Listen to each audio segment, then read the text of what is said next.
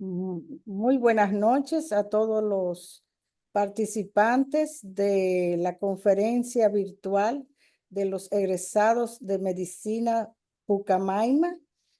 Y esta noche tenemos el privilegio, o tenemos el privilegio de contar con la participación del doctor Julio Peguero, quien es en este momento investigador independiente y desde el 2016 es especialista cardiovascular en el Memorial Hospital en la Florida.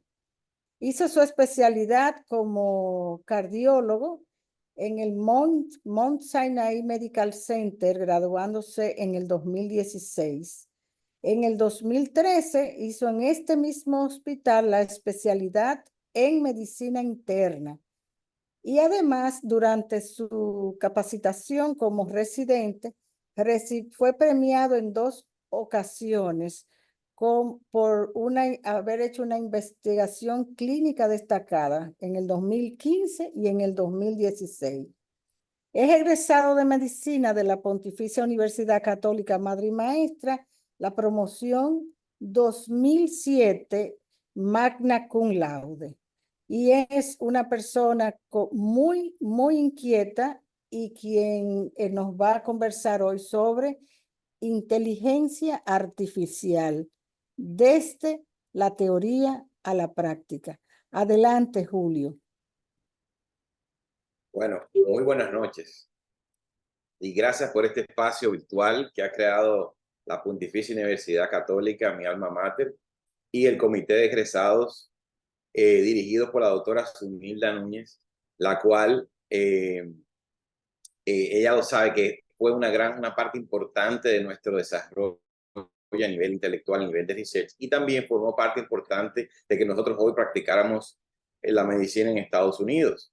Yo digo nosotros, yo y mi esposa, porque ella nos tomó de su lado cuando formó el centro SymbioClick y nosotros fuimos parte de ese centro y nos ayudó a seguir desarrollando nuestras inquietudes a nivel de research y de la medicina. Entonces, hoy, en el día de hoy, déjame yo quitar un poquito aquí el video para que se vea un poquito mejor. En el día de hoy, lo que queremos hablar es uno de mis intereses, de mis hobbies. Mi hobby más importante es la cardiología, que lo quiero con pasión, pero hoy quise hablar de lo que es la inteligencia artificial. Escuchamos mucho de la inteligencia artificial a nivel de las noticias, de la tecnología, pero cómo yo utilizo esta tecnología y esta herramienta en mi vida profesional. Y ese es el punto de esta práctica, de esta charla de hoy. A ver aquí. Entonces, lo primero que hay que destacar es qué es la inteligencia artificial, los fundamentos, integración y aplicación. Es una pincelada, claro, desde el punto de vista de un médico que se ha interesado en este tema, para entender lo que es la inteligencia artificial y cómo yo podría aplicar esto en mi quehacer profesional. Yo lo voy a explicar de la forma como yo lo entendí por primera vez, la cual fue a través del ajedrez. El ajedrez es uno de mis hobbies también, lo practico todos los días y desde pequeño lo estoy jugando a nivel amateur, claro, pero me parece que en el 2017 ocurrió algo muy importante con la inteligencia artificial que hizo shock en el mundo del ajedrez. Ahora, yo voy a una página del ajedrez con todas las ciencias, porque recuérdense que todas las ciencias vienen siempre desde sus inicios, desde los siglos XVI hasta la invención de la imprenta. Las ciencias se van desarrollando y el conocimiento se va pasando de generación en generación a través de los libros. Pero ese conocimiento se promulga a través de los libros y luego llega la invención del Internet, que hace que ese conocimiento se expanda a un nivel superior. Y ahora el conocimiento se puede discutir de forma real y de manera virtual entre diferentes investigadores de todo el mundo. Y esto hace que todavía aún más la medicina y todas las ciencias, tanto el ajedrez como la ingeniería, las leyes, se vayan desarrollando de una forma rápida. Ahora, en estos momentos, a nivel del 2017, también se desarrolla lo que es las redes neuronales y la inteligencia artificial. Entonces, vamos a contar un poquito de la historia del ajedrez y cómo vamos a poder llegar a este punto de las redes neuronales. Lo que pasó en el ajedrez fue que desde sus inicios, todo el conocimiento, como toda la ciencia, se fue pasando de generación en generación y los campeones de ahora se iban adquiriendo el conocimiento de los campeones de antes. Pero nunca antes una computadora había podido vencer a un humano en un campeonato de ajedrez. Esto es porque todos los humanos habían estudiado, habían adquirido todo el conocimiento, pero todavía el nivel de procesamiento no había llegado a la forma tal que una computadora podría vencer a un humano. Esto llegó a un final en 1997, cuando la compañía IBM decidió retar a Garry Kasparov, que era el campeón en ese entonces, en lo que fue un campeonato de los humanos versus la computadora. En este momento, ustedes pueden ver la foto en la cual Garry Kasparov se da cuenta que está perdido. La computadora en ese momento, Deep Blue, logra derrotar a Kasparov y desde ese entonces nunca un humano ha podido derrotar una computadora. Ahora las computadoras son mucho más potentes, tienen mayor capacidad de procesamiento, tiene la base de datos de todas las jugadas que se han hecho anteriormente y eso hace que sea casi imposible. Entonces, ¿cuáles son las características de la computadora más importante, la computadora más potente actualmente, que no se llama Deep Blue como en ese entonces, se llama ahora Stockfish? Esa característica es que esta computadora puede evaluar, tiene una capacidad de procesamiento de millones de posiciones por segundo. Y tiene una profundidad, así se llama en el ajedrez, cuando tiene la capacidad de ver las jugadas posteriores, las que vienen subsecuentes, de 50 movimientos. O sea, tú puedes predecir 50 movimientos y calcular qué va a hacer tu oponente 50 veces hacia adelante. Imagínense cómo un humano podría competir con semejante monstruo. Para que tengan una idea de lo que es, en el ajedrez se utiliza un rating o score. El rating o score te dice la calidad y la competencia de ese jugador de ajedrez. Garry Kasparov, que fue uno de los campeones que duró 30 años en el lugar número 1, tenía un rating de 2.850. Y como ustedes pueden ver aquí, Stockfish tiene un rating de 3.546, o sea, le lleva más de 1.000 puntos. Eso es como un jugador de básquetbol, yo enfrentarme a LeBron James en básquetbol. O sea, es una distancia abismal entre un humano y una computadora. Por eso, desde ese entonces hasta el día de hoy, nunca hemos podido vencer a una computadora. Ahora, esto es importante. ¿Por qué? Porque esa computadora no solamente puede, o sea, tiene la capacidad de desarrollar esta jugada, pero todo el conocimiento que se entrenó para lograr esa computadora se hizo a nivel de los conocimientos humanos. ¿Qué quiere decir esto? El humano fue que le enseñó lo que era una buena jugada, analizar cuando una pieza tiene un valor y le dijo, bueno, usted hace un cálculo matemático, esta pieza tiene un valor, esta pieza tiene otra, y en esta posición, al final, da una suma correcta y digo, bueno, esta es la jugada correcta en este momento. Entonces, es básicamente un cálculo bruto matemático, en la cual evalúa 50 millones de jugadas, hace un cálculo matemático y llega a una conclusión y dice, ok, esta es la jugada correcta que hay que hacer en este momento. Ahora, eso estaba muy bien hasta el 2017, cuando la compañía AlphaZero decide desarrollar, decide desarrollar una red neuronal que aprendía ajedrez sobre sí mismo. ¿Qué quiere decir esto? Bueno, ellos dijeron, no queremos saber nada de lo que ha pasado en la historia del ajedrez anteriormente, sino que yo voy a desarrollar mi red neuronal y voy a poner a jugar la red neuronal sobre sí mismo, a aprender y a generar sus propios datos sin ninguna interferencia humana. Entonces, eso mismo hicieron. Hicieron una red neuronal, que fue lo que tomó más tiempo, y luego, en solamente 9 horas de entrenamiento, la red neuronal jugó 44 millones de partidas. Y a estas 44 millones de partidas llegó a un nivel de gran maestro. En este momento dijeron, ok, ahora estamos listos para retar a la computadora entrenada por los humanos, más potente que en ese entonces era Stockfish, como le dije anteriormente.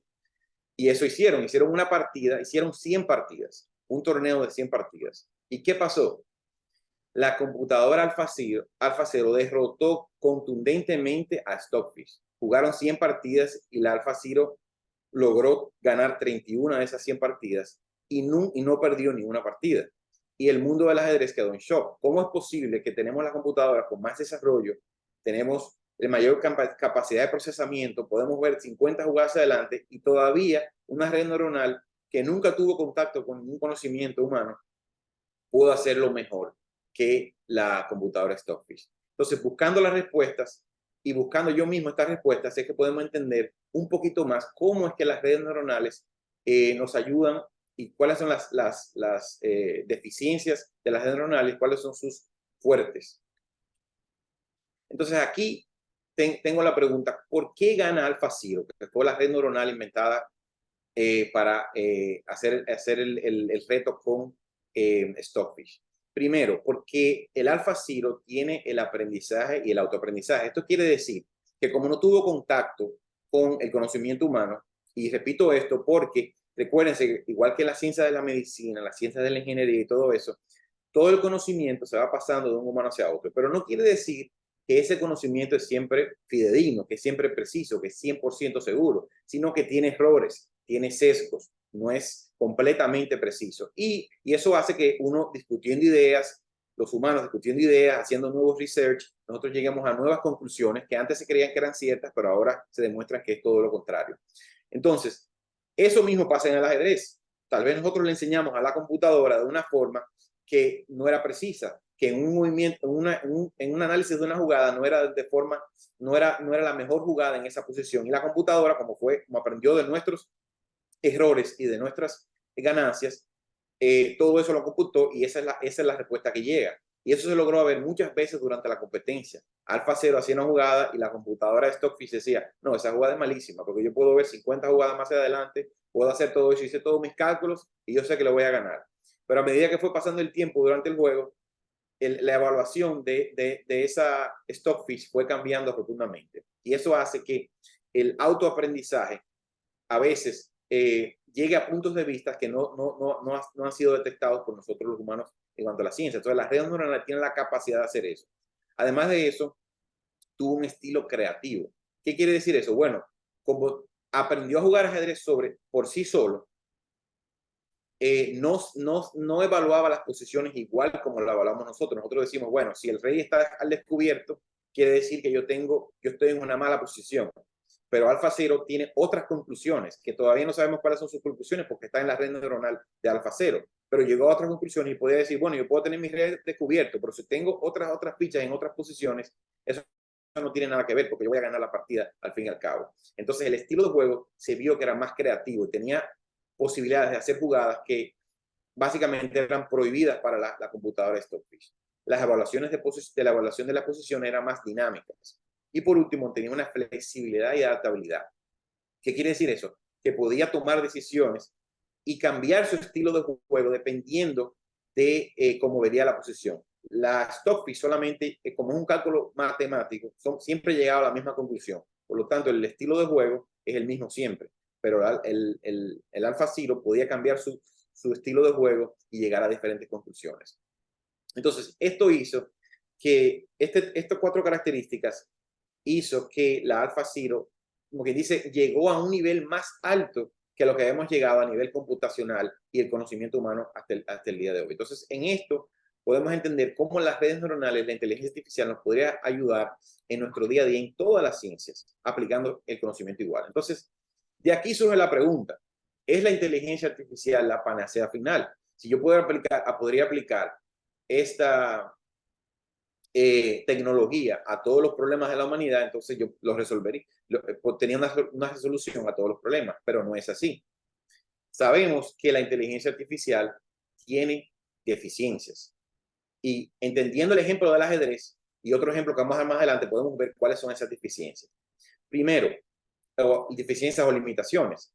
La inteligencia artificial es muy diferente cuando hay un entorno controlado versus un entorno dinámico. Esto quiere decir que si tengo un juego de ajedrez de 64 casillas y todo está calculado, sé el valor de las fichas, sé el objetivo del juego específicamente, yo tengo mejores resultados. ¿Por qué? Porque yo puedo hacer un cálculo más preciso. En cambio, en un entorno dinámico en el cual las variables cambian de momento rápido y tengo que recalcular mis posiciones y recalcular mis resultados finales, entonces ya ahí empiezan las limitaciones de la inteligencia artificial.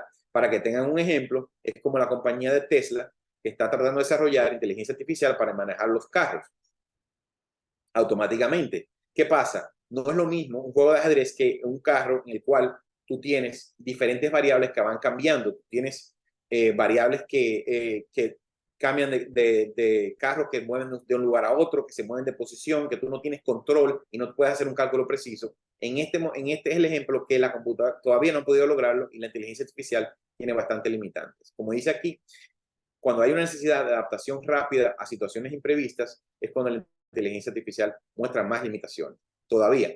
Sabemos que esto es posible que se pueda mejorar en el futuro, pero todavía muestra amplias limitaciones. Como expliqué anteriormente, las tomas de decisiones deterministas versus probabilísticas. Esto quiere decir que si yo puedo hacer un cálculo preciso, cada vez que yo hago una jugada, yo puedo calcular en 100% que las jugadas de mi contrincante pueden ser estas y más nada, mis conclusiones van a ser más precisas. Ahora, si tengo variables probabilísticas en mi ecuación, ¿qué quiere decir?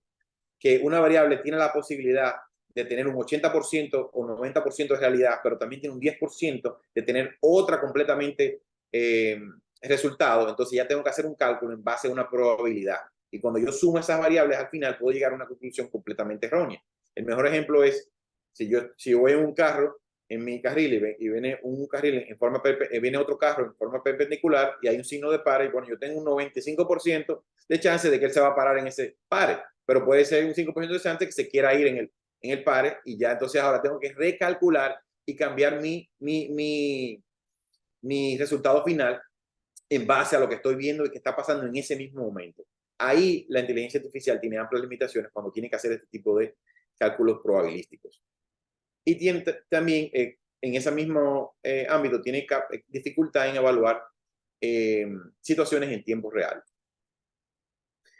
Entonces, en la misma explicación se puede entender que cuando tengo un problema complejo, a diferencia del juego de ajedrez que tiene 64 casillas, tiene 32 fichas y puedo calcular fácilmente todos los resultados posibles, cuando tengo un problema complejo que tiene varias variables probabilísticas y tiene muchas limitaciones, también tengo altas limitaciones para calcular los resultados, como dije anteriormente. Y además de eso, se agrega limitaciones en situaciones con normativas de seguridad ilegal. Esto quiere decir que si yo tengo un modelo que aprende a manejar en los Estados Unidos, no es lo mismo el modelo que tiene que manejar en Europa, porque se maneja de forma diferente, con diferentes reglas. Entonces, cada modelo de red neuronal tiene que ser adaptado en situaciones normativas diferentes. Entonces, ahí la inteligencia artificial otra vez tiene limitaciones. Ahora, para entender un poquito de cómo llegar a la parte de la herramienta, cómo utilizar esta herramienta, vamos a indagar un poquito en lo que es cómo funciona la inteligencia artificial, qué son los nodos, redes y el aprendizaje. Entonces, en una red neuronal, que es la parte principal de lo que es la inteligencia artificial, la unidad es la neurona o nodo.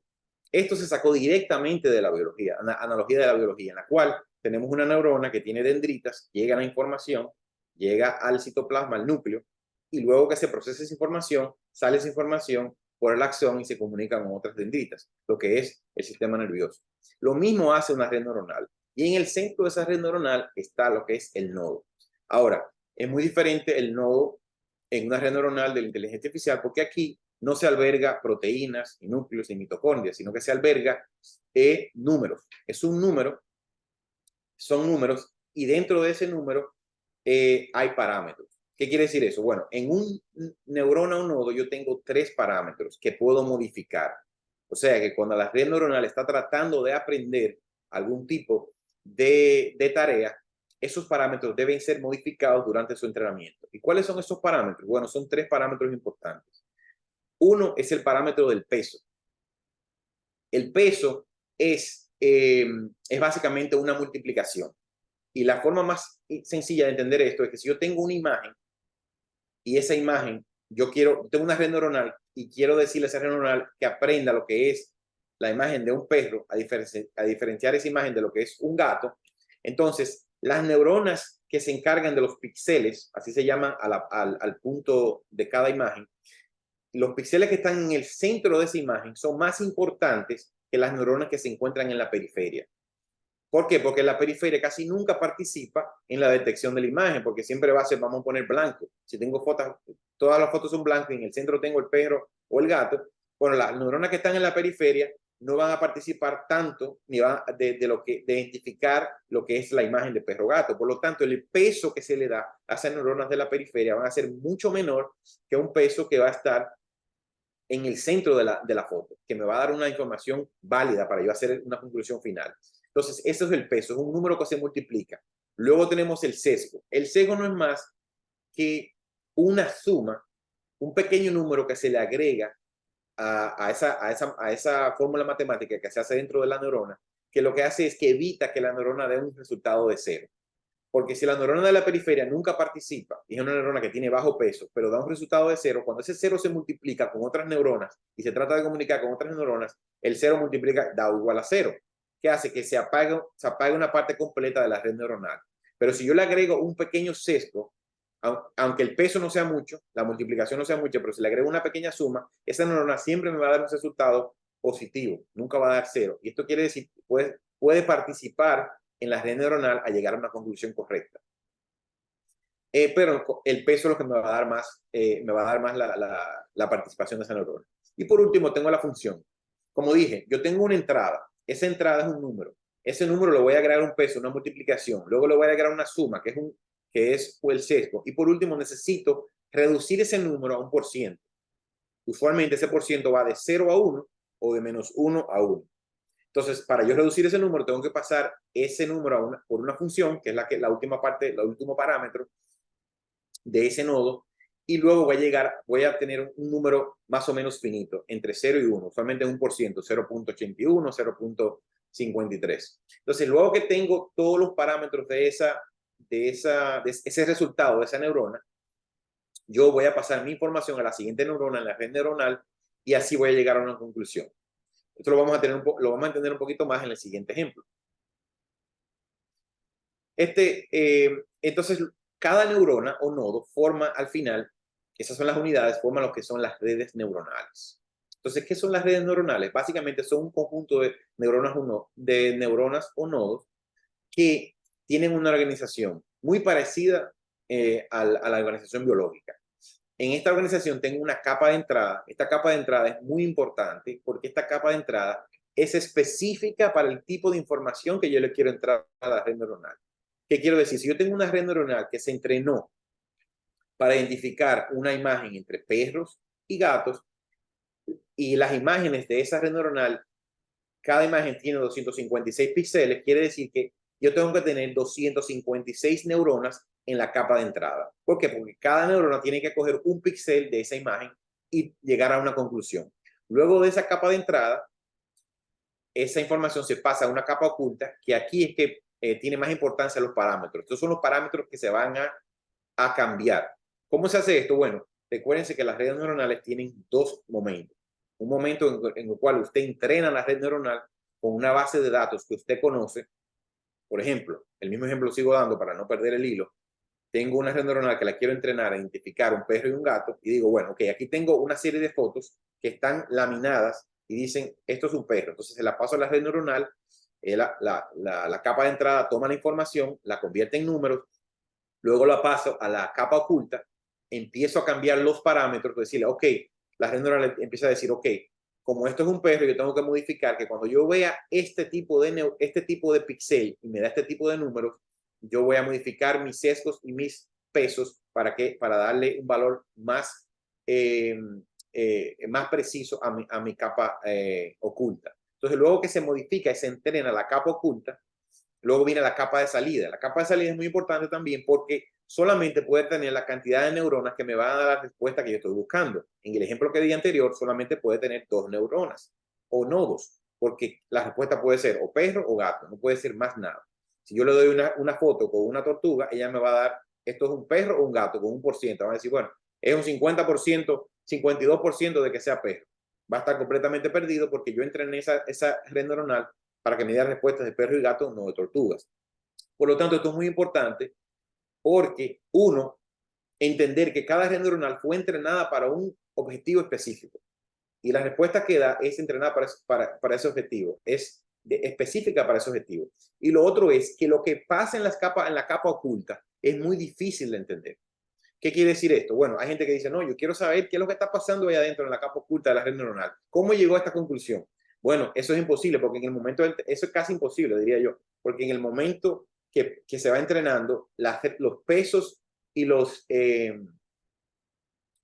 pesos y los sesgos se van cambiando, esos números se van cambiando y van llegando a conclusiones, los nodos se van cambiando hasta llegar a una conclusión correcta, pero uno no sabe cómo se fueron cambiando esos pesos y por qué le dio tanto valor a un píxel o a otro píxel. Eso es muy difícil de determinar. Por eso cuando se entrena una red neuronal, lo único que uno puede controlar es la data que uno le entra, la calidad de la data con la cual se entrenó y la salida, las respuestas objetivas que me puede dar. Entonces, con relación, es importante entender que las redes neuronales solamente entienden números. Todos los datos que uno le puede entrar a una red neuronal tienen que ser traducidos o cambiados a números. Si es un dato de imagen, como a ver anteriormente, tiene que ser un píxel. Y para esto se utiliza el sistema RBG del inglés Red, Green and Blue. Se traduce a número, se pone en una red neuronal específica para entender imágenes y llega a una conclusión. Lo mismo pasa con el sonido. No analiza sonido, sino que el valor de sonido es un valor numérico que refleja la amplitud de onda a través del tiempo. Entonces luego viene las palabras. Las palabras es un poquito más complicado, porque no es posible convertir una palabra a número y mantener el sentido. O sea, en el lenguaje natural, como se dice, es más importante el sentido de una palabra que cómo se pronuncia o cómo se escribe. Me explico.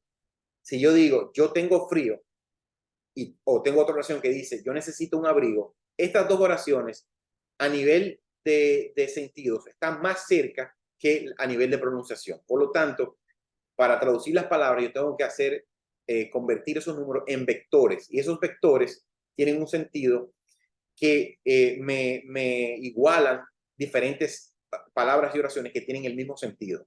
Y no es solamente cómo se pronuncian o cómo se escriben.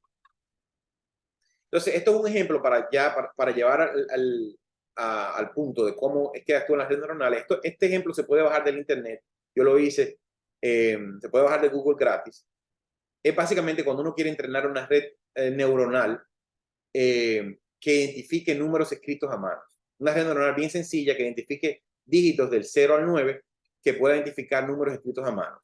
Básicamente, yo tengo que poner todas mis imágenes en la cantidad de píxeles que la capa de entrada pueda recibir. En este caso son 784 neuronas que yo tengo en la capa de entrada. Una neurona por cada píxel que se ve aquí. Entonces, esos píxeles, yo utilizo mi código RBG y cambio cada píxel. Si es cerca del negro, yo le doy color de 0, yo le doy numeración de 0, y si es cerca del blanco, le doy numeración de 1. Si es en medio de 0 de blanco, negro y blanco, entonces tengo en medio. Por ejemplo, este píxel que se tomó aquí como ejemplo tiene una numeración de 0.58. Ahora, 0.58. Ahora puedo entrar todos estos píxeles en mi capa de entrada y puedo empezar a entrenar mi red neuronal con mi base de datos que ya está enumerada. Yo le tengo que decir, mira, esto es un 9, entreno mi red neuronal y luego me llega una respuesta. Entonces, aquí pueden ver más o menos cómo se identifica una red neuronal. Tengo mi base de datos, tengo 784 píxeles, tengo mi capa de entrada, esta sería la capa interna o hidden layer, y por último tengo la capa de salida. Como expliqué anteriormente, la capa de salida solamente tiene las opciones que yo quiero entrenar. O sea, ella no me puede dar otra opción. Esto es un número 13, no, porque yo entrené mi red neuronal para que me diera solamente 10 opciones. En este caso, le pasé el 9, ya está entrenada esa red neuronal y al final ella marca aquí, como se marcó el blanco, que eso parece un 9. Ahora, si yo le doy un número 13, por ejemplo, ella va a marcar uno de estos números, pero va a estar erróneo porque no se entrenó para identificar dos dígitos. Entonces, para que tengan un ejemplo, esta red neuronal que se puede bajar del internet, se puede entrenar y bajar del internet, tiene 13.000 parámetros. Casi nunca se miden las redes neuronales por la cantidad de nodos o neuronas, sino que se miden por la cantidad de parámetros que tienen sus nodos o neuronas dentro de sus redes neuronales. Para que tengan una idea, esta tiene 13.000 y tiene un objetivo sencillo, pero por ejemplo, las redes neuronales de procesamiento del lenguaje como son las GPT, desde el GPT-1 al 4, ustedes pueden ver aquí que el GPT-1 en junio de 2018 logró tirar una red neuronal de procesamiento de lenguaje utilizando tokens y todo lo que expliqué anteriormente de 117 millones de parámetros. Luego ya en el 2019, en febrero, ya teníamos un GPT-2 con 1.500 millones de parámetros. GPT-3 en el 2020 tenía 175 mil millones de parámetros. Y por último tenemos GPT-4, que fue en abril de 2023, ya está casi viejo, teníamos 1 millón de millones de parámetros. Imagínense la cantidad de información que puedes recolectar y modificar los parámetros internos de esas redes neuronales, una red neuronal tan vasta como GPT-4. Para que tengan en perspectiva más o menos lo que es una red neuronal, la cantidad de parámetros. Entonces, ¿cuáles son los tipos de aprendizaje? A grosso modo. Un momento. ¿Cuáles son los tipos de aprendizaje de las redes neuronales? O sea, ¿cómo entrenar una red neuronal? Bueno, aquí tengo 3 tipos de aprendizaje bien sencillos. Ya más o menos los hemos mencionado, que son el aprendizaje supervisado. El aprendizaje supervisado es el mismo ejemplo que he dado anteriormente. Usted tiene una data que está laminada, que está label, tiene un nombre, tiene una respuesta correcta, y usted le dice a la red neuronal, mira, esta es mi data, y aquí te voy a entrenar y te voy a decir qué es lo correcto. Esto es un perro, esto es un gato, esto es una foto, esto es un sonido. Y luego que yo te doy la respuesta correcta, luego te hago una prueba. Luego que pase el entrenamiento, usualmente se utiliza un número de 80% y 20%. Si usted tiene una data, usted agarra el 80%, con ese 80% entrena la red neuronal y tiene un 20% para prueba, que la red neuronal nunca ha visto ese 20% de data. Entonces usted hace, eso se llama el tipo de aprendizaje supervisado. Yo le doy mi data que tiene nombre y al final le hago una prueba, un examen final y le digo, mira, esto es, ¿qué tipo de foto es esta? Ah, bueno, esto es un perro. Ok. Luego tenemos el aprendizaje no supervisado. En este aprendizaje es un poquito más interesante, pero se requiere más data. En este yo tengo una data que ni siquiera sé lo que estoy buscando. Y paso la data a través de la inteligencia artificial para que ella encuentre patrones, similitudes, diferencias y me acumule los datos en diferentes grupos, que tal vez yo cuando analicé esa data no lo estaba viendo de esa forma. Lo mismo que pasó con AlphaZero, me deja ver nuevos puntos de vista. Esto se utiliza mayormente en análisis de Big Data. Cuando tengo una gran cantidad de data y quiero encontrar patrones diferentes, soluciones diferentes que no había visto anteriormente, se utiliza un tipo de aprendizaje no supervisado. Y por último tenemos, bueno, no por último, hay otro tipo de aprendizaje, pero en general tenemos la retroalimentación, que es el tipo de aprendizaje que utilizó AlphaZero, en el cual yo no le doy ninguna data. Yo dejo que ella acumule su propia data. Le doy los objetivos. En el caso del ajedrez, tengo un juego finito, 64 casillas, 32 piezas. Lo pongo a jugar sobre sí mismo y ella genera su propia data y se entrena su propia red neuronal sin contacto externo. Y llega a sus propias conclusiones sin contacto externo. Esta es la más sencilla, deberíamos decirlo, porque genera su propia data. Yo no tengo que proveer una data laminada ni no laminada, sino que ella genera su propia data. Pero el problema de esto es que yo tengo que tener un entorno bien controlado y controlar todas las variables para poder llegar a una conclusión precisa. También un tipo de aprendizaje que se llama el aprendizaje profundo. Este aprendizaje es básicamente cualquiera de los otros que tenga una gran cantidad de capas ocultas. Si tiene una gran cantidad de capas ocultas en la cual las redes neuronales tienen gran cantidad de parámetros como son el GPT o el DALL-E para identificación de imágenes, esto significa también aprendizaje profundo porque tengo que pasar una gran cantidad de datos. Recuérdate que los ingenieros que se encargan de entrenar las redes neuronales tienen que estimar cuántos nodos o neuronas o qué cantidad de redes neuronales necesitan para el tipo de tarea que van a entrenar la red neuronal. Usted no puede utilizar una red neuronal que se entrenó para una cosa en otro tema completamente diferente. Entonces, en el tema de la salud, vamos a hacer un poco, a resaltar un poco cómo se ha utilizado la inteligencia artificial a nivel práctico. Entonces tenemos la aplicación, lo que es la aplicación general en cuanto al transporte, como hablamos anteriormente, para el manejo autónomo. También tenemos en finanzas, la detección de fraudes, análisis de riesgo, en la educación, sistemas de tutoría adaptativas, análisis de aprendizaje, salud, que vamos a hacer un pequeño capítulo en esa parte. Pero tenemos diagnóstico de análisis médico y desarrollo de nuevas estrategias en la robótica, automatización de procesos. La robótica, automatización de procesos empresariales y demás, y la investigación científica, análisis de Big Data, como se mencionaron anteriormente. Nos vamos a hacer un poquito de ahí con la salud y específicamente, se me fue ahí. Vamos a hacer ahí con la salud y específicamente en la documentación. Pero en la salud hay que recordar, hay que mencionar que se han desarrollado varias técnicas y herramientas como son el diagnóstico asistido, el cual yo tengo imágenes de radiología, electrocardiogramas, a nivel de histología también, en la cual le puedo entrenar la inteligencia artificial para que me detecte anomalías y enfermedades. En análisis de Big Data, en la epidemiología, sistemas hospitalarios, la robótica, en el tratamiento de la rehabilitación y la cirugía asistida. Todos estos, la documentación y la farmacología, todas estas áreas todavía no han llegado a su punto máximo. ¿Por qué? Porque tienen todas las deficiencias que hablamos anteriormente. Cuando es un problema a resolver que tiene muchas variables y muchas variables que van cambiando, la inteligencia artificial todavía tiene muchas deficiencias a llegar a una conclusión precisa. Por lo tanto, todavía son una herramienta que me asisten y me ayudan, pero no pueden reemplazar completamente a la parte del medio. Implementación. Entonces, antes de hablar de la implementación, ¿cómo yo utilizo la inteligencia artificial en mi profesión? Que es la idea de esta charla.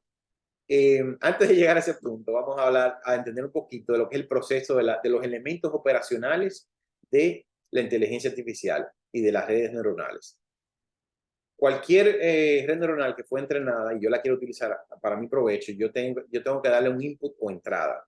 Esa información tiene que lograr un preproceso.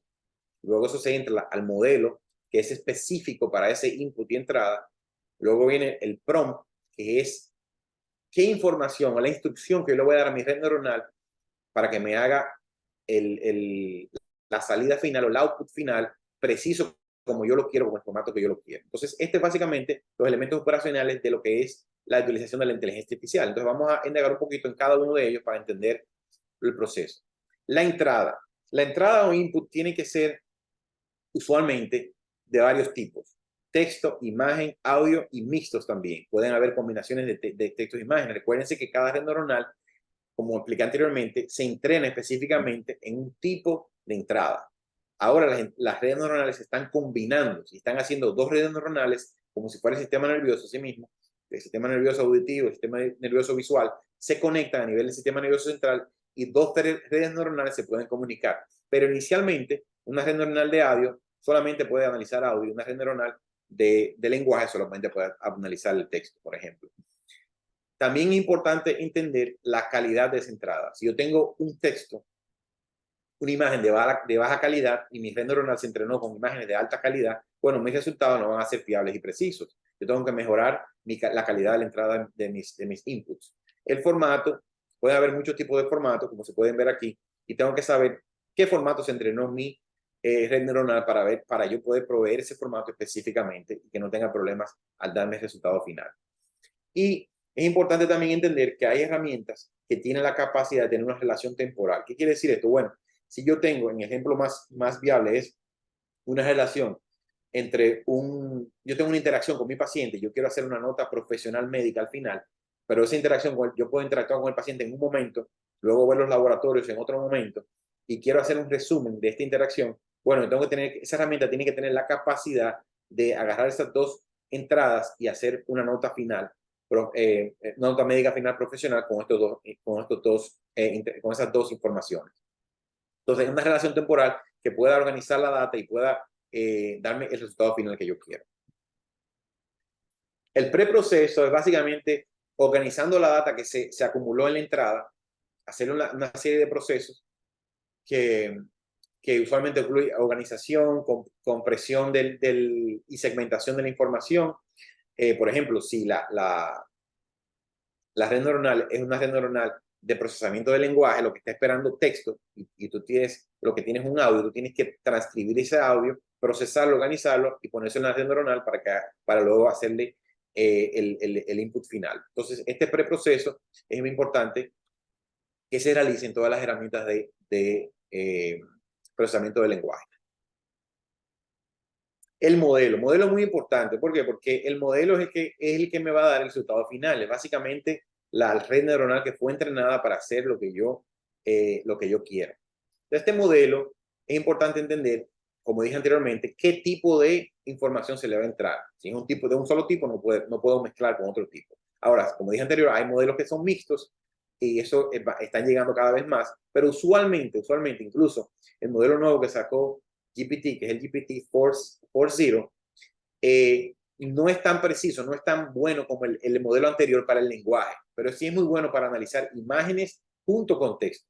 Es muy bueno para hacer eso, pero cuando tú le das texto solamente y quieres una respuesta con texto mejor, no es tan preciso. Y es muy importante entender que cada modelo tiene con qué datos fue entrenado. ¿Okay?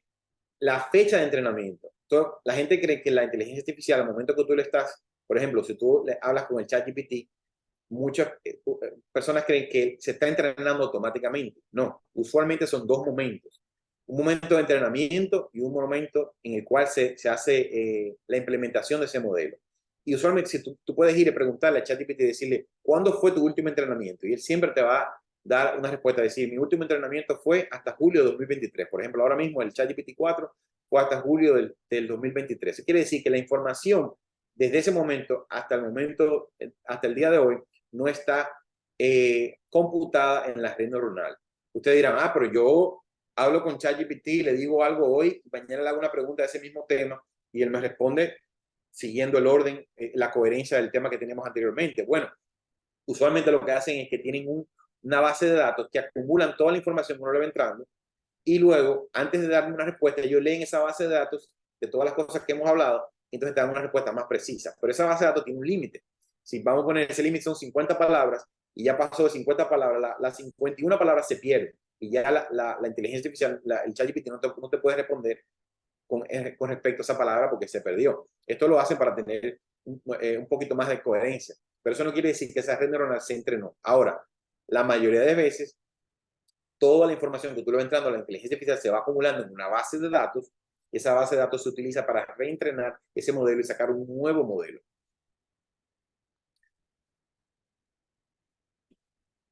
Entonces, luego de eso viene lo que es el prompt. El prompt, palabrita importante en esto de inteligencia artificial, es básicamente la definición, es instrucción inicial que se le proporciona a un modelo de IA para generar una respuesta o completar una tarea específica. Esto es importantísimo porque es a veces muy difícil. No sé si ustedes han ido y han utilizado lo que he mencionado, el ejemplo de los chats, los bot chats, y tú le das una información y le dices, bueno, mira, yo tengo esta información y quiero que tú me hagas esta respuesta específica. Él te da una respuesta y tú al principio te quedas, wow, qué respuesta más buena, pero si te puedes dar cuenta, nunca es un 100%. Tú dices, bueno, le falta algo. ¿Me puedes arreglar aquí? Sí, te arreglo, todavía está en 85%. ¿Me puedes arreglar otro poquito más? Estas instrucciones que tú le vas dando para que te llegue a una respuesta precisa 100% de las veces se ha convertido hasta en una profesión que se llama ingeniería de prompts o prompt engineering del inglés. Esto quiere decir, ¿cómo yo puedo hacerle una instrucción a este modelo que ya está entrenado para que siempre me dé la misma respuesta que yo quiero de la forma como yo la quiero? Y eso parece simple, pero a veces es complicado.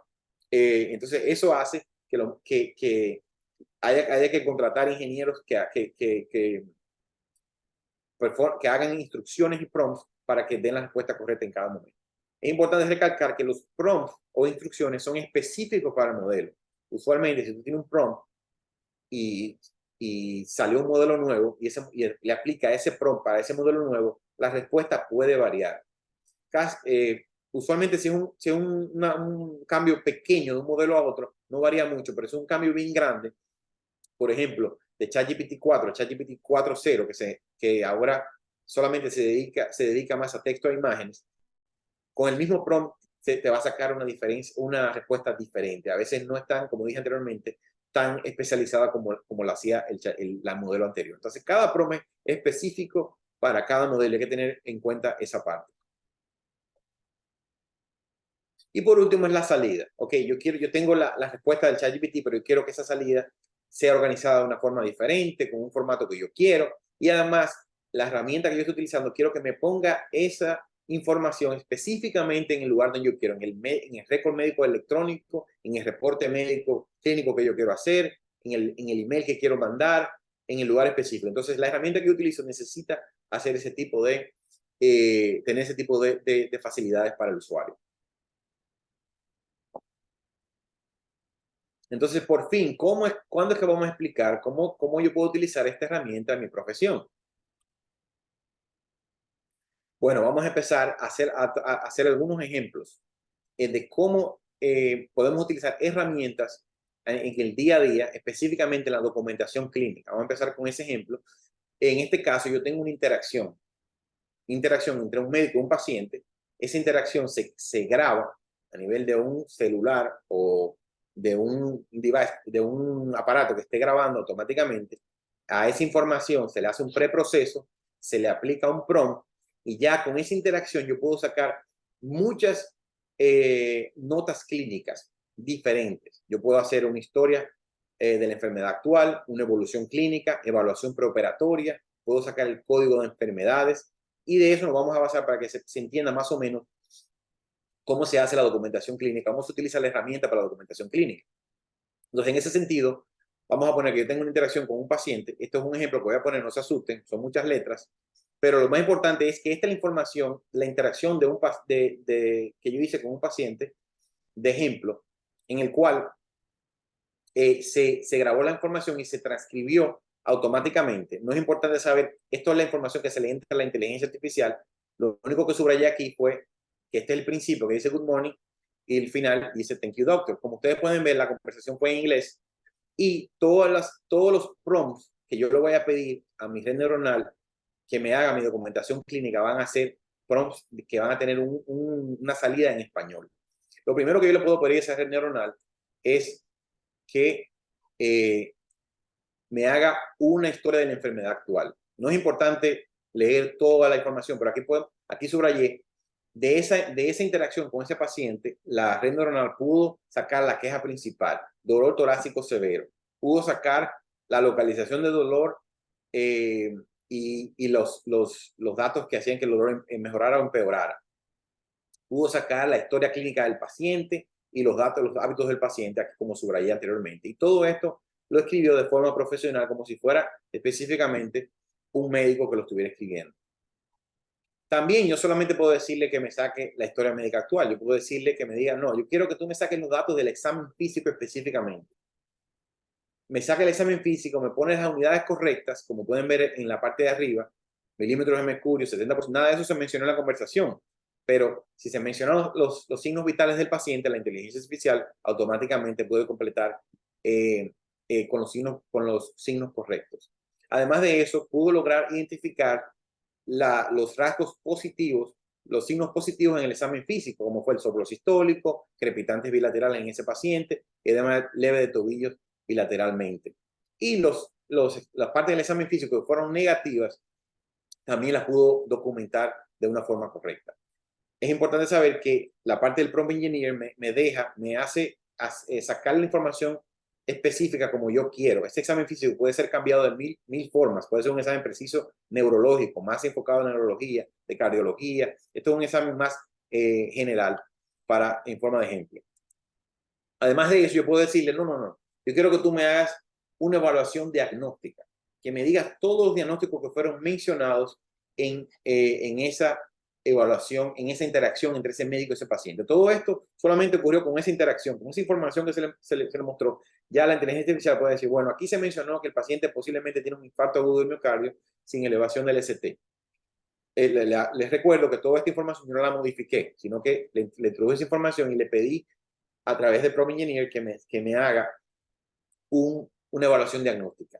Entonces, en esa información diagnóstica me dio infarto agudo del miocardio con elevación de ST, insuficiencia cardíaca compensada, edema pulmonar y otros diagnósticos como se pueden ver aquí enumerados. Puede ser que es importante recalcar que la inteligencia artificial no te va, en momentos como este, que son tan precisos, usualmente te va a dar diagnósticos correctos, pero a veces se puede equivocar. Eso es importante recalcar que siempre hay que revisar todos los outputs o salidas de la inteligencia artificial, las redes neuronales. No se puede pasar directamente al récord médico o hacer un email profesional y mandar directamente el email sin leer. Siempre hay que leer los resultados porque puede tener errores en los resultados.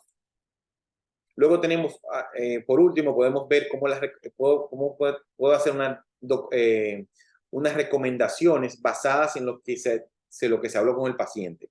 Y en estas recomendaciones, como se puede ver aquí, completamente diferente a las otras notas que le he pedido anteriormente. Tiene ahora dosis, tiene dosis precisas que se le van a dar al paciente. Y esto ocurre mayormente por lo que mencionó el médico durante su conversación. Si el médico le dijo a la enfermera, bueno, a ese paciente le vamos a aplicar tantos gramos de clopidogrel y le vamos a aplicar aspirina, y le vamos a aplicar heparina de bajo peso molecular. Todo eso fue ¿cómo se llama? Grabado por la conversación, se fue introducido a la inteligencia artificial y luego la inteligencia artificial la organizó y la puso de una forma que parece una documentación profesional médica. Como se recalcó aquí en esta diapositiva, administrar clopidogrel 300 miligramos inicialmente, seguido de 75 miligramos diarios. Y así en las otras acápites. También yo puedo decir, no, pero yo quiero que tú me generes una evaluación preoperatoria solamente. No, nada que ver con historia clínica, sino que me digas, si yo quiero mandar a este paciente a cirugía, por ejemplo, un cateterismo cardíaco, ¿cuál es su riesgo cardíaco? ¿Cuál es el riesgo de ese paciente? Y entonces él te hace una evaluación preoperatoria y te dice al final, como vemos aquí en la conclusión, basado en esta evaluación, el paciente se considera un paciente de riesgo moderado, programado para un procedimiento urgente de riesgo moderado. Recomendamos continuar con el procedimiento. En este caso, un procedimiento, claro, urgente, porque el paciente tiene que mandarse cateterismo, pero esa es la idea. O sea, yo puedo pedirle de esa misma información, de esa misma interacción, muchos tipos de informaciones y diferentes documentaciones clínicas que puedo hacer. Ahora, no solamente puedo hacer documentación clínica directamente de una interacción entre pacientes, entre un paciente con el médico. También puedo hacer reportes clínicos, reportes patológicos, quirúrgicos e imágenes. Por ejemplo, un patólogo podría hacer una lectura de una biopsia y automáticamente hacer una grabación y generar un reporte patológico, histopatológico, que se va a ser mandado al médico récord clínico, o va a ser impreso, o va a ser mandado al paciente automáticamente, solamente de la lectura de esa biopsia. Y se le aplica, claro, aplicándole un prompt, como dice aquí la figura. Entonces, en ese contexto puedo utilizar este tipo de tecnología en centros médicos, en salas de cirugía, en salas de radiología. Puedo hacer reportes de procedimientos y resultados. Y aquí es un ejemplo de lo que es, por ejemplo, una biopsia endometrial, el cual el patólogo leyó una biopsia endometrial normal y al final, aquí es un ejemplo de los comentarios, los hallazgos son consistentes con un endometrio normal en fase proliferativa del ciclo menstrual. No se observan signos de patología significativa. Esto fue directamente la conclusión del patólogo y se hizo los comentarios en el reporte. Entonces también se puede utilizar de forma personal para generar cualquier tipo de reporte a nivel de documentación clínica. Aquí es otro ejemplo que vamos a pasar rápidamente de un cateterismo en el cual se concluyó también que el cateterismo fue normal. Entonces yo puedo utilizarlo para cualquier tipo de procedimiento a nivel quirúrgico y a nivel de patológico y generar mis reportes automáticamente. Ahora, no solamente, si ustedes si se dan cuenta, esta tecnología no solamente sirve para yo aplicarla por ejemplo, a nosotros los médicos a nivel profesional médico. También yo puedo utilizar toda profesión que haga una interacción entre dos personas, una reunión, yo puedo utilizar la tecnología para sacarle provecho. Por ejemplo, los maestros, profesores en la Pontificia Universidad Católica Madre Maestra, o los mismos profesores doctores que dan clases, podrían dar una clase, grabar su clase automáticamente y generar un resumen de la clase automáticamente. Y este resumen se le pasa al estudiante directamente y ya el estudiante no tiene que pasarse la hora entera copiando la clase. Si ahora puede poner atención a lo que dice el profesor, que era lo que hacíamos cuando yo era estudiante, que pasábamos copiando y luego teníamos que estudiar las notas. Entonces ahora, el mismo estudiante también puede tener acceso a esta herramienta, puede grabar sus clases. Yo puedo ver una conferencia de cardiología, grabar la conferencia y automáticamente generar un resumen. Volviendo al maestro, el maestro puede decir, no, yo quiero además, no solamente quiero grabar la clase, quiero sacar ahora un quiz. Mañana voy a hacer un quiz de 10 preguntas específicamente de esta clase. Y la inteligencia artificial va a hacer un quiz basado en la información que se habló en la clase. Yo estoy seguro de que va a ser fidedigno a esa información. Yo también puedo generar asignaciones para mis estudiantes. Yo puedo decir, ok, yo di una clase ahora y quiero generar varias ideas de asignaciones que quiero, proyectos que quiero que hagan. Entonces, automáticamente genero esas ideas y se las paso a mis estudiantes con objetivos claros. También se puede utilizar las leyes, en las leyes, muchos ejemplos, pero estamos dando ejemplos de leyes, por ejemplo, análisis de contratos. Yo tengo un contrato y quiero decir, bueno, veo este contrato, cuáles son los puntos específicos, quiero verlo en un lenguaje llano, que me saque los puntos específicos de ese contrato y me diga cuáles son los puntos que tengo que tomar en cuenta para al final tomar la decisión final. Bueno, eso lo puede hacer la inteligencia artificial. En general, toda persona que haga una interacción, una reunión, un meeting, por ejemplo, si usted es un médico y hace un meeting con sus estudiantes de research, está planeando research, usted puede generar un documento minuta de la reunión, ayuda a memoria. Además de eso, si usted, por ejemplo, es especialista y quiere leer automáticamente varios journals en el Internet, la inteligencia artificial puede leer esos journals en el Internet, sacar toda la información de las principales publicaciones que ocurrieron en el día de hoy, sacar toda esa información, acumularla y luego dar un resumen de las principales publicaciones de cardiología en el tema específico de enfermedad coronaria, por ejemplo. Entonces yo leo ese resumen y digo, me interesa este tipo de research, entonces voy y busco específicamente, como quien dice, me leí 5 journals en una cuestión de segundos, de minutos. Entonces cualquier persona en cualquier situación podría utilizar la herramienta de la inteligencia artificial. Y también, como último ejemplo, de social media, puedo generar creación de post, de imagen, de muchas cosas. Pero en general, en cualquier profesión que ocurra una interacción entre dos humanos o necesita, por ejemplo, necesita una interacción entre dos humanos, una interacción entre una generación de ideas, que puedo utilizar la herramienta de inteligencia artificial para mejorar mis ideas y generar un producto. Entonces, ¿cuáles son los programas o aplicaciones que podría utilizar que tengan las características que necesito? Entonces, esta tabla que voy a presentar ahora es bien extensa, pero lo importante es entender las características y cómo puedo utilizar estas herramientas para mi día a día. En esto aquí tengo las aplicaciones, diferentes aplicaciones que puedo utilizar, pero aquí está basado solamente en el tipo de entrada. Si yo tengo una aplicación que tiene la capacidad de procesar diferentes tipos de audios, texto, imagen y páginas, como páginas web, Microsoft Word, PDF y videos, tiene la marca positiva, y si no puede procesar ese tipo de imágenes, tiene la marca negativa. La más famosa es la de OpenAI, que sirve para la mayoría de cosas. Es la única que tiene procesamiento de videos. Todavía no lo ha sacado, pero próximamente lo va a hacer. Procesamiento de videos quiere decir que puede básicamente ver como si fuera en tiempo real y hacer análisis y contestar preguntas en tiempo real. Entonces, la siguiente tabla, ya pasando a la parte del input, no son las mismas aplicaciones como se puede ver. Ahora nos vamos a basar específicamente en las notas médicas. Tuve que quitar las aplicaciones que no pueden hacer notas médicas, que no tienen la capacidad de notas médicas, y reemplazarlas por las aplicaciones que actualmente están haciendo notas médicas de documentación clínica. Entonces, para entender esta tabla hay que ver las columnas. Si puedo hacer una nota médica, tiene la marca positiva. Si puedo hacer formato de mis notas con la nota que yo quiero, tiene la marca positiva también. Si tiene la ingeniería de prompts, ¿qué quiere decir? Si de la información que yo le entro a la red neuronal, yo puedo sacar diferentes tipos de notas y cambiar mis prompts para generar diferentes tipos de reportes, en diferentes situaciones, tiene la marca también. Si tiene la edición de los prompts o la creación de nuevos prompts, también tiene la marca. Por último, la relación temporal entre dos, la relación, si permanece la relación temporal del preproceso, quiere decir, si yo puedo almacenar información en diferentes tiempos, diferentes interacciones, y luego sacar una conclusión final de esa interacción, también tiene la marca en esta columna. Y por último, si el proceso de multilingüaje también tiene la marca. Como pueden ver, las mayoría de las aplicaciones no pueden obtener la mayoría de las marcas. La aplicación final es una aplicación que hemos estado desarrollando de hace 1.5, por más de 1.5 años, que la hemos querido desarrollar con esa misma finalidad. Es una herramienta en la cual yo puedo utilizar la inteligencia artificial para mi profesión y aplicar en el día a día, que tenga todas las características que yo necesito para aplicar mis notas médicas, hacer mis reportes o en el día a día con mi profesión.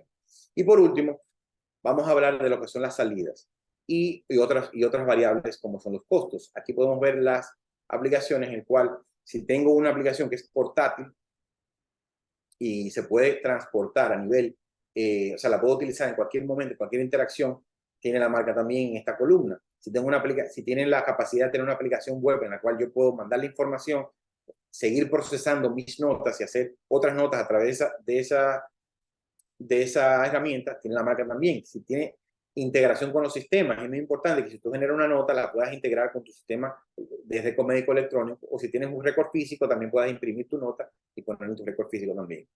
Si tienes la capacidad de interactuar con otras profesiones, o sea, puedo utilizar no solamente en mi día a día clínico, solamente documentación médica, cuando veo a mi paciente en mi oficina en el hospital, pero también quiero hacer reuniones de research, quiero hacer evaluaciones, reuniones de cualquier tipo. Yo podría utilizar esta aplicación y también tener la marca en esta columna. Si está disponible en muchos idiomas o no, o disponible en muchos países para desarrollarlo y aplicarlo a mi día a día, a mi compañía, a mi centro médico. Entonces aquí tiene la marca en este tipo de columna también. Y por último, los costos, que es muy importante para cualquier persona que quiera inmiscuirse y desarrollar y poner en práctica cualquiera de este tipo de herramientas. Los costos, tiene que tener en cuenta los costos antes de decidir qué tipo de tecnología quiere. Y con esto, yo creo que ya logramos llevar desde lo que es la inteligencia artificial, la teoría de la inteligencia artificial, y luego la práctica de cómo puedo tener herramientas que me ayuden a mi día a día. Vamos a dejar el espacio abierto a cualquier pregunta. Y no sé, dejo a la doctora Núñez que prosiga.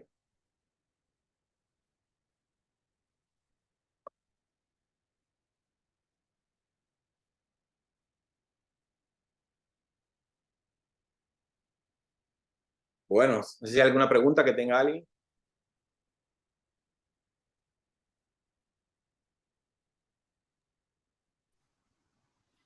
Julio, ahora ya estaba mute, pero ya ahora me puedes escuchar. Sí, Sí, ya voy a poner mi video. Eh, Julio, yo estoy maravillada porque es la primera vez que pude entender con más claridad el proceso de inteligencia artificial, y ahora entiendo cuando tú ponías en el chat del valor de escribano para nosotros en la medicina, incluso en los grupos profesionales. Después vamos a comentar sobre eso, pero hay algo muy importante que yo percibí, y es que para los fines legales hay que tener mucho cuidado, porque a veces los médicos con la prisa y todo eso se pueden confiar en los resultados, y tú muy bien especificaste que esto es como algo que te ahorra tiempo en los procesos de transcripción de la información, pero depende de lo que nosotros le escribimos, de ahí vamos a tener resultados eh, fiables, pero no se puede para fines legales en la medicina tú confiarte en lo que tiene que revisarlo. Entonces yo quiero conocer Julio, ¿qué tanto te ahorra a ti el utilizar esta herramienta en tu día a día de trabajo? Bueno, sí, en lo que hablaste anteriormente, eso es importantísimo. Yo utilizo esta herramienta en mi día a día y la desarrollé porque a mí la desarrollamos porque me molestaba mucho que no podía dedicarle el tiempo específico a mi paciente ni escucharlo como debía, sino que estaba preocupado en hacer una nota específica con todas las de la ley, pero el paciente o atendía bien al paciente o hacía la mejor nota, o si no me tenía que acostar a la 1 de la mañana haciendo las dos cosas. Entonces, con la inteligencia artificial ahora yo no tengo ese tipo de problema. ¿Por qué? Porque yo usualmente la utilizo en dos momentos. La utilizo en mi oficina cuando veo pacientes en la oficina, pero también la utilizo cuando veo pacientes en interconsulta en el hospital. Entonces, por ejemplo, si yo voy a ver 20 pacientes en interconsulta en el hospital, yo lo primero que hago, me siento en mi computadora y recopilo todos los datos de esos pacientes, los laboratorios que se han hecho, los laboratorios anteriores, Entonces, luego que tengo todos los pacientes acumulados, entonces yo voy e entrevisto al paciente. Muy importante recalcar, el paciente por lo menos debe entender que usted lo está grabando. No se puede grabar, usualmente no se recomienda grabar ningún tipo de persona si no se le avisa y da su consentimiento. Entonces, luego que yo le doy, interactúo con el paciente, acumulo esa información y al momento que yo llego a mi casa ya todas mis notas están preparadas, prehechas. Entonces yo agarro mis notas, están en la computadora, las veo, las corrijo. Me toma más tiempo ahora leer la nota que más nada. Solamente tengo que corregir la nota y luego agregar algún detalle que le hizo falta o quitar algún detalle que le puso de más y luego ya la firmo y automáticamente está ahí. Entonces es muy importante lo que tú dijiste porque si la grabación no se hizo de forma correcta, la calidad del audio no fue correcta, la calidad de la transcripción no fue correcta, va a ir en detrimento de la nota final. Esto no quiere decir que la inteligencia artificial falló, que no sirve, sino que bueno, el input que yo le di no fue el mejor, tengo que mejorar el input en la siguiente vez. Pero esto es muy importante, siempre hay que corregir la nota antes de la firma final, si lo utiliza para la documentación clínica. Entonces, escúchame, no te contesté. Con relación al tiempo, me ahorra muchísimo tiempo. Incluso ahora yo creo que no podría, cuando veo que no funciona o hay algún fallito que no me está funcionando, ya empiezo a sudar frío porque necesito la aplicación para que me ayude el día a día. La uso casi en el día entero. Aquí tenemos a Claiming que pregunta si los documentos creados pueden ser diseñados, o sea, si las plantillas se pueden diseñar. Dice, Claro que sí. Muy importante pregunta. Por eso puse en la, en la columna, déjame ver si lo puedo dar para atrás. Se está viendo todavía, ¿verdad? sí, se ve. Aquí, la mayoría de herramientas para documentación clínica no tienen la capacidad de tú modificar o editar los prompts, que son las instrucciones. En este caso, muchas herramientas sí tienen la capacidad. En el caso de la herramienta que nosotros estamos desarrollando, tiene la capacidad no solamente de hacer los prompts específicos, sino de hacer un prompt específico para cada usuario. Y el usuario dice, no, a mí no me gusta que me haga la nota de esta forma, no me hagas un párrafo aquí, sino que me hagas un párrafo allá. Entonces esa nota se puede desarrollar. Yo tengo las notas mías como yo las quiero y así las desarrollé y las que uso día a día, pero otros usuarios dicen, no me gusta tan largo, me gusta más corto, me gusta esto, y eso se puede hacer directamente específico para cada usuario. Tengo aquí otra persona que pregunta que cuáles herramientas utilizas actualmente. ¿Cómo? Me imagino que él estará preguntando, ya tú especificaste que tú utilizas Escribano. Sí, exactamente. Yo utilizo en el hospital donde trabajo, que es el Memorial Hospital, tiene disponible para algunos médicos el DAX Copilot, que fue la aplicación que es la generada por Microsoft. El problema del DAX Copilot es que todavía no se puede utilizar en pacientes que hablan español. Muchos de mis pacientes, como yo trabajo en Miami y en Broward, hablan español. Entonces no puedo utilizar el DAX Copilot. Ahí tengo que buscar otros métodos. Otra cosa que tiene el DAX Copilot que no puede ayudarme en los pacientes con interconsulta que están en el hospital. Tampoco puede cambiar el formato de las notas. Muchas veces la nota que genera el DAX Copilot no me gusta o no la hizo de forma correcta. ¿Por qué? Porque genera la nota muy rápido y va generando la nota lo que va hablando el paciente. Pero ustedes saben muy bien que los pacientes a veces se van por una tangente y no se van al punto específico que uno le está preguntando y eso todo lo graba y lo hace una nota de eso. Y a veces no es tan importante. Entonces tiene uno que ir a revisar esa nota, borrar gran cantidad de información. Entonces, por eso he utilizado DAX Copilot, pero no lo utilizo día a día. La que utilizo más es la aplicación que hemos desarrollado que se llama Escribano. Tengo una persona aquí que se sale identificado como estrategia constitucional, pero no sé quién es, que te dice, felicidades, Julio. Yo lo estoy usando para generar reportes. Lo uso en las asesorías de tesis donde se suelen intercambiar ideas de manera difusa con los alumnos. La herramienta ayuda a poner en orden esas ideas. Como muy bien tú explicabas, no solamente de pacientes, yo con la parte de investigación definitivamente voy a tener que sacar un tiempo extra para aprender a usar un poquito de inteligencia artificial, porque eso se me hace muy difícil escribir los artículos. Es excelente, Julio, excelente. Después conversamos porque me quedé muy interesada en lo de escribano. Pero eso ya lo conversaremos más adelante. ¿Alguien tiene alguna otra pregunta? Ah, bueno, Clemencia Bencos me dice excelente. Jerónimo Cabrera también. Dice Clemencia, excelente, Julio. Finalmente entiendo un poco de IA. Y a propósito de que Clemencia pone el comentario, Julio, ¿qué te parece sobre la práctica de los radiólogos y los patólogos con el desarrollo de la inteligencia artificial? Yo creo que van a eficientizar su tiempo, pero mucha gente dice que lo van a sustituir. Yo no creo. Sí, ese es el miedo actualmente. Yo le puedo hablar de la experiencia en nuestro hospital. Antes de que surgieran los modelos más grandes del procesamiento del lenguaje, ya existían para los radiólogos el procesamiento de las imágenes. ¿Qué pasa? Un radiólogo tiene, como ustedes saben, tiene que sentarse ahí en la baticueva por horas, viendo imagen por imagen, y se le puede escapar ya cuando está al final de su día algún modulito, y esto tiene implicaciones hasta legales, implicaciones para el paciente y legales.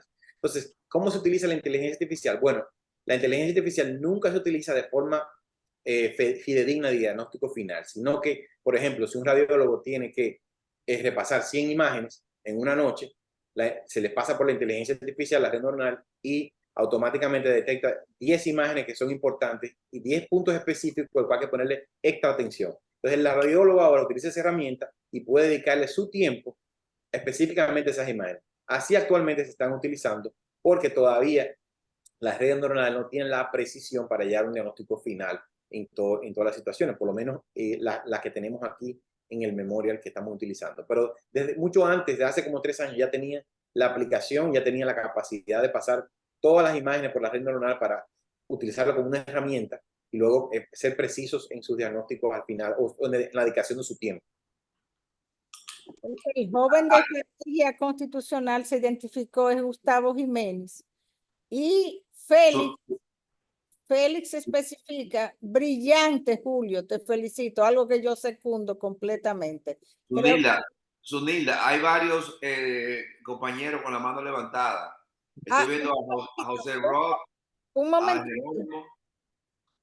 que yo no lo estoy mirando. Déjame ver. Y José Rodríguez tiene la mano levantada y Jerónimo Cabrera también. ¿Qué te parece, Reinaldo? Porque yo no lo estoy. Deja ver, un segundito. Dale la palabra a José Rodríguez, que está ahí desde ahorita, bien concentrado. Y como yo no estoy mirando quién tiene la mano levantada, yo quiero que tú me asistas y le damos paso, porque yo por eso no le había dado paso.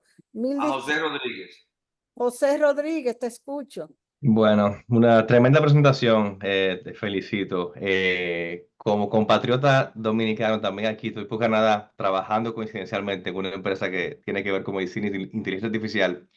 Y me gusta que un dominicano esté desarrollando una tecnología de este tipo. Mi pregunta para ti es, nosotros tenemos muchos struggles con lo que es el procesamiento del lenguaje, porque nuestro concepto es un poquito diferente, es más captura de audio espacial en el quirófano, o sea que no es enfocado directamente a un micrófono. ¿Qué tan accurate es el modelo de ustedes? O sea, ¿qué tan cerca del micrófono tiene que estar el paciente? ¿Ustedes capturan audio a nivel espacial o es más orientado a la conversación médico-paciente directamente? Bueno, eso es una pregunta importantísima. La herramienta que estamos desarrollando tiene la capacidad de aumentar la calidad de los audios. Yo personalmente, o sea, tiene la capacidad de modificar. Usualmente todas las grabaciones ocurren en formato WAV o WAV, que es, tú sabes que ocupan demasiado espacio y luego se comprimen, se cambian a M4A o se cambian a MP4, MP3 y entonces se transcribe. Pero muy importante es que yo siempre recomiendo, por lo menos en la parte médica, que se utilice el celular y se ponga en el bolsillo izquierdo. Por ejemplo, este bolsillo yo lo pongo de forma vertical porque el micrófono sabe que está en la parte de abajo.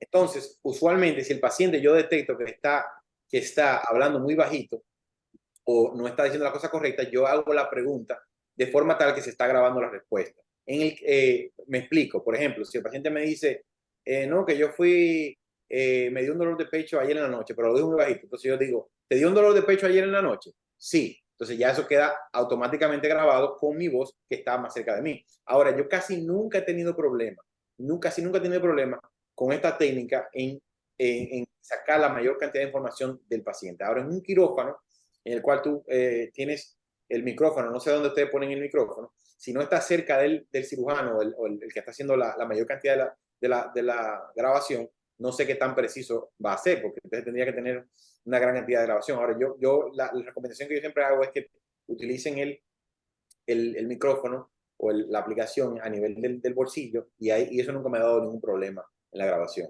También si es una reunión se puede poner en el centro de la mesa, pero no sé cómo lo están haciendo ustedes allá. En Canadá me No, dijiste, aquí ¿no? ahora sí, estamos el proyecto empezó en St. Michael, estamos ya en varios hospitales en Estados Unidos, pero el micrófono que usamos es de la marca Bosch, lo ponemos en el centro, arriba, en el techo del quirófano.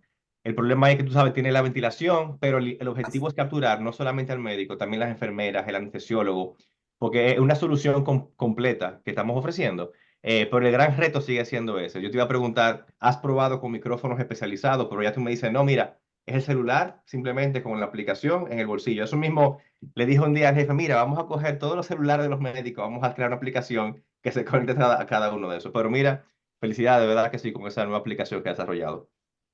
Bien. Excelente. Jerónimo, También está Jerónimo, Jerónimo Cabrera, Nilda.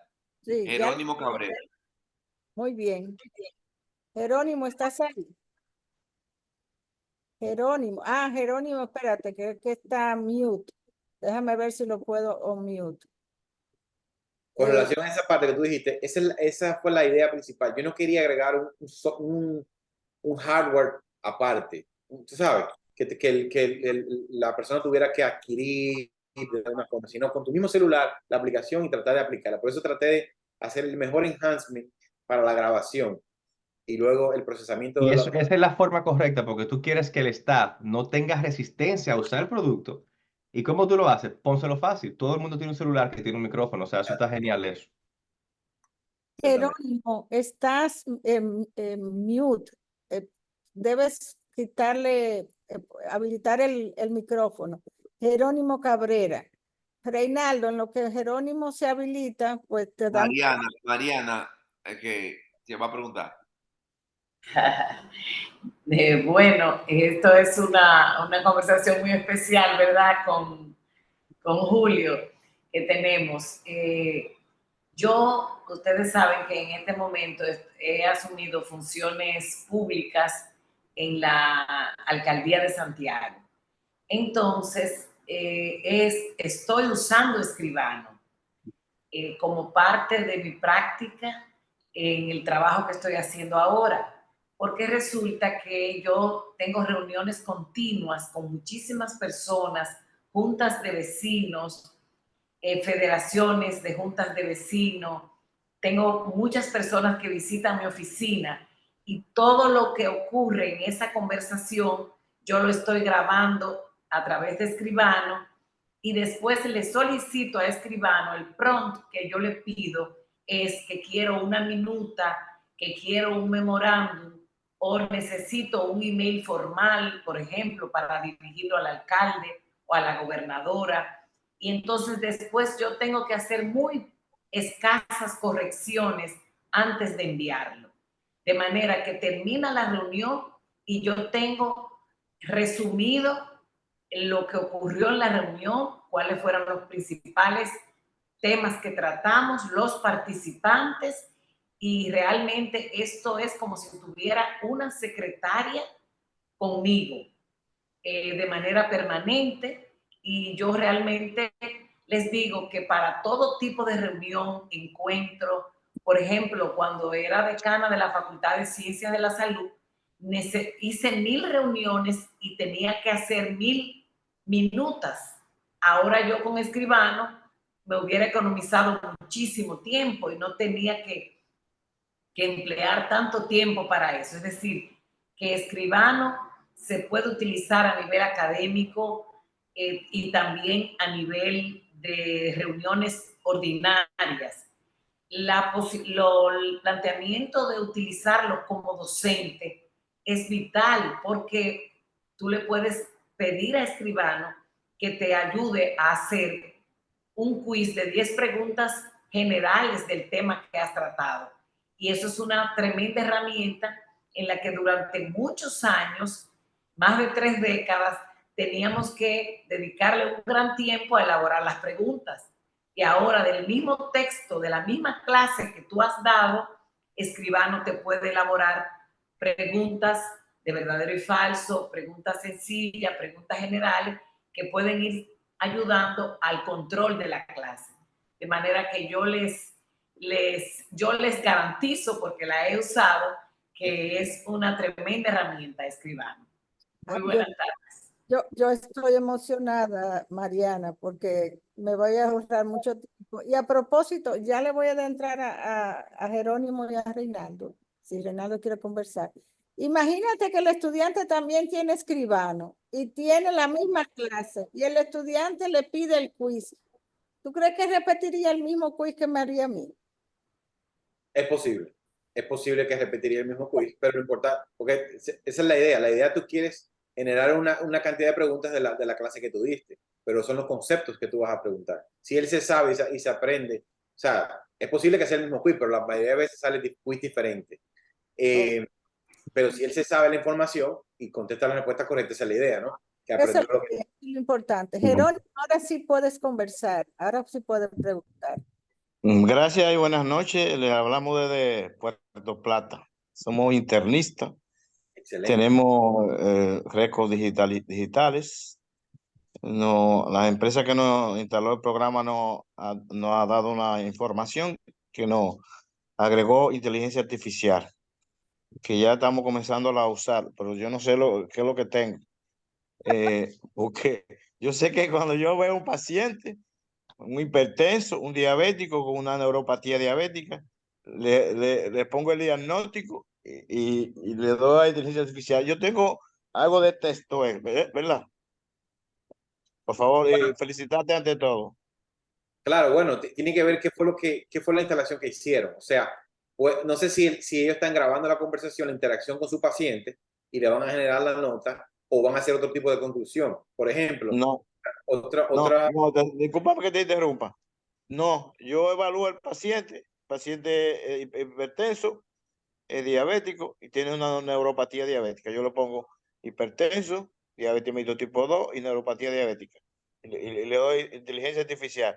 Cuando el paciente se va, yo le entrego unas informaciones generales, pero específicas sobre esas patologías que le van a ayudar en el manejo.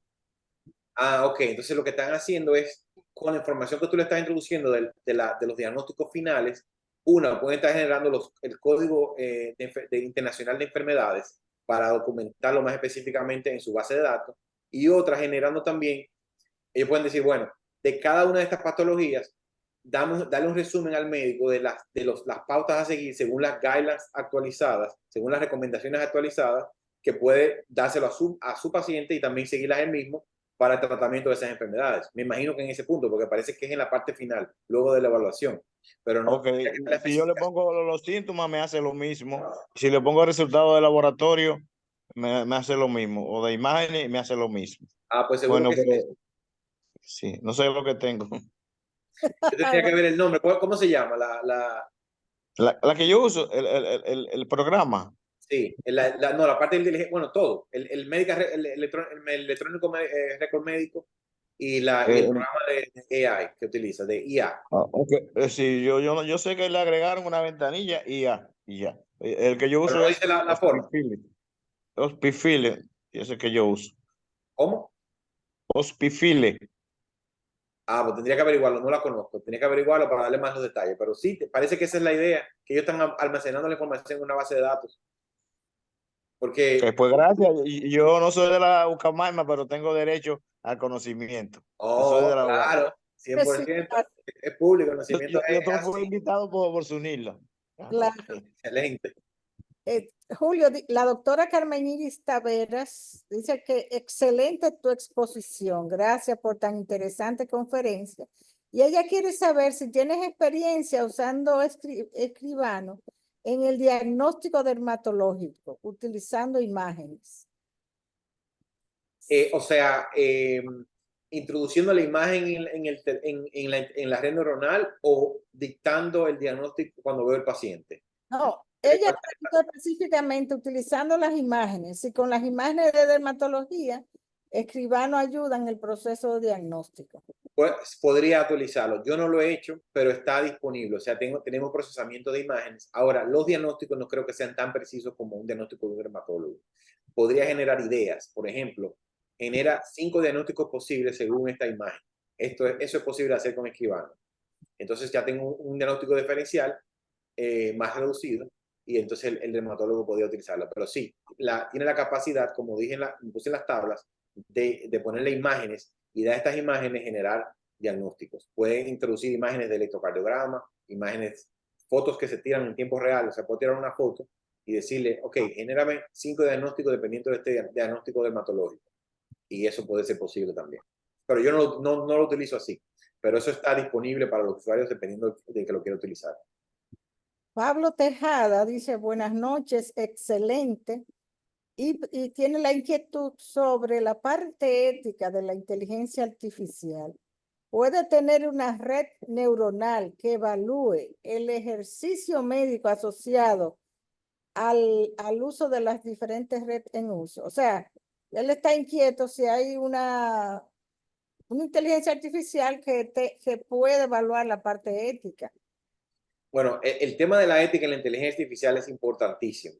Todavía no hemos llegado a la conclusión y por eso se han desarrollado diferentes comités de ética para modular de forma que se está desarrollando la inteligencia artificial. ¿Por qué? Porque recuérdense que las redes neuronales están entrenadas dependiendo de la data, ¿verdad? Esa data puede ser data de baja calidad, con sesgos, y al final la información final que voy a obtener va a ser relacionada a esa data. Y como le dije anteriormente, no puedo saber cómo se entrenó la capa interna de la red neuronal. Entonces, en relación a la ética, hay muchas preguntas que todavía tienen sin respuesta y que tienen que ser moduladas, como dije anteriormente, por los comités de ética. Eso se habló ampliamente en todas las reuniones de inteligencia artificial. Siempre hay un comité de ética que hace ahí con esta parte.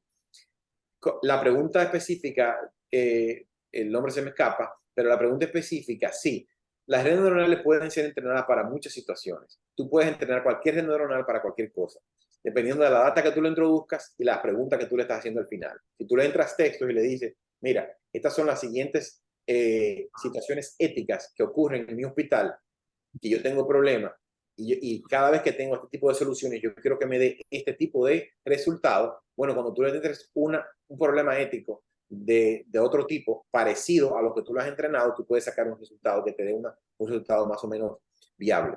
Pero sí, las redes neuronales están disponibles, básicamente como el sistema nervioso, pero un sistema nervioso todavía en pasos de bebé. No está conectado el sistema auditivo, con el sistema visual, con el sistema de procesamiento del lenguaje. Todavía no tenemos una red neuronal que conecte todo eso, pero se está desarrollando a pasos cuánticos y no sabemos qué va a pasar en varios años. Y una parte importante que hay que responder es la parte de la ética. Y podría utilizarse también la inteligencia artificial para contestar estas preguntas de ética. Claiming pregunta, me imagino que en relación a Escribano, que si funciona en Windows y Android. Bueno, en Windows y en la computadora sí, tenemos la aplicación disponible en la página web, que la puedes utilizar en Windows. Está para el iPhone y próximamente, como en 1 o 2 meses, va a salir para el Android. Actualmente no la tenemos para Android, pero sí la tenemos. Ahora, si en Android tenéis de las otras aplicaciones que presenté anteriormente, están disponibles para Android también. Pero próximamente va a tener, en 1 o 2 meses creo que tenemos la aplicación para Android. Lisa Bonilla expresa que excelente exposición, doctor Peguero, felicitaciones.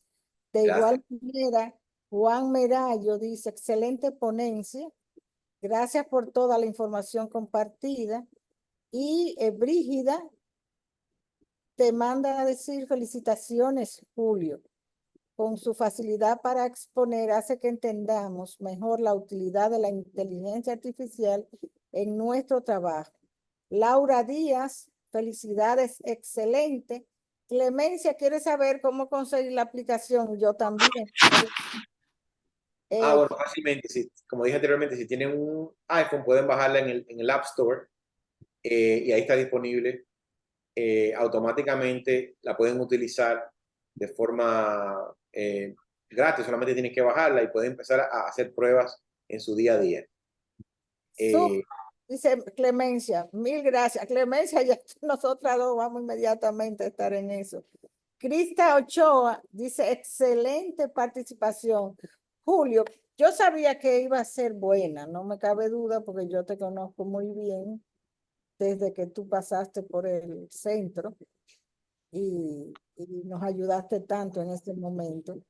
Pero la verdad es que yo por fin entiendo sobre la inteligencia artificial y creo que a medida que uno tiene más complejidades de cosas para hacer, esto nos va a ayudar muchísimo, muchísimo.